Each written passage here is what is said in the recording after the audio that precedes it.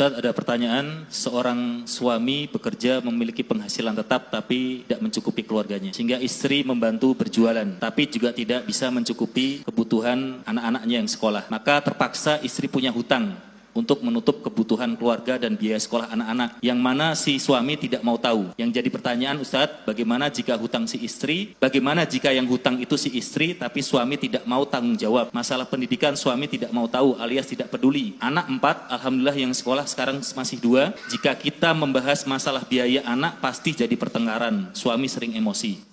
Ya makanya orang yang mau nikah itu memang harus belajar tentang hak-hak dan kewajiban. Terkadang suami tadi nggak mau tahu, padahal sebenarnya kewajiban untuk memberikan nafkah kepada istri dan anak-anak adalah murni 100% tugasnya suami. Dan ketika suami tidak memberikan nafkah yang cukup, sang istri boleh tidak melayani suami. Antum harus paham. Jadi kalau antum tidak memberikan nafkah kepada istri antum, sang istri punya beberapa pilihan. Pilihan yang pertama, dia tetap melayani antum, tapi nafkah dalam rumah dihitung hutang buat antum. Tiap bulan 5 juta, 2 tahun nggak ngasih nafkah, dihitung 120 juta engkau punya hutang. Yang kedua, istri mensodakohkan. Ya, dia tetap melayani suaminya dan dianggap itu sodakoh kepada suaminya. Yang ketiga, dia tidak melayani suami dan tidak dikatakan istri itu durhaka. Dia boleh keluar rumah bekerja atau ke tempat orang tuanya. Karena itu perempuan diwajibkan tinggal di rumah antum, melayani antum ketika antum memberikan nafkah kepada dia. Supaya jangan sampai dia merasa istrinya durhaka, nggak nurut. Loh, antum nggak kasih nafkah sama dia.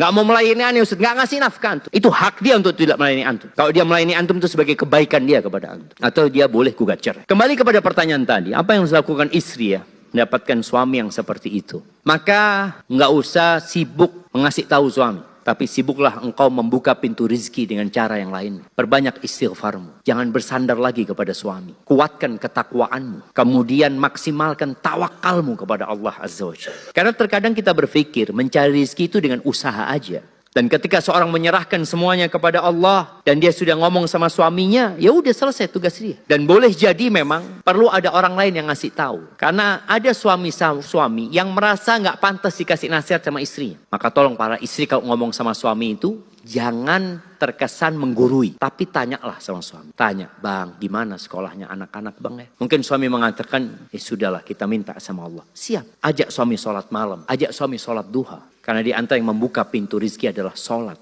Wa'mur ahlaka bis salati wastabir alaiha. La nas'aluka rizqa, nahnu narzuquk. Wal aqibatu littaqwa. Suruh keluargamu sholat. Sabar dalam proses menyuruh keluarga sholat. Kami nggak minta rizki kepadamu. Kami yang kasih rizki kepada kalian. Dan akibat yang baik buat orang-orang yang bertakwa.